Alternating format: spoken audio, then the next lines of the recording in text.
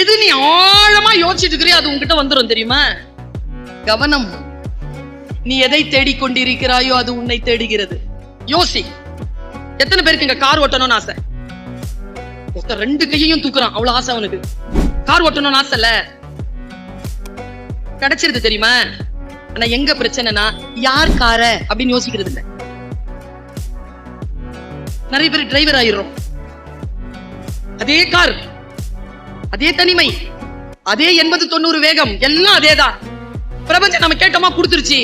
ஏன் கார, ஏன் சொந்த சம்பாத்தியத்துல வாங்குற கார ஓட்டிட்டு ஏன் போர்ட்டிகோல நான் வந்து நிக்கணும், ஸ்டேரிங் இப்படி இருக்கணும், என் கேபின் இப்படி இருக்கணும், நான் உள்ள வந்தா இப்படி இருக்கணும். நீ நினை உனக்கு கிடைக்குதா இல்லையான்னு பாரு. நீ ஆழமா எதை டிசைர் பண்றியோ அந்த ஆழமான டிசைருக்கு பின்னால எவ்வளவு ஓடுகிறாயோ அந்த அளவிற்கான உழைப்பை இந்த பிரபஞ்சம் தரும் என்பதற்கு ரத்தமும் சதையுமாக நான் சாட்சியாக நிற்கிறேன். என்னாலே முடியும் என்றால் என் குழந்தையே உன்னால் ஏன் முடியும்?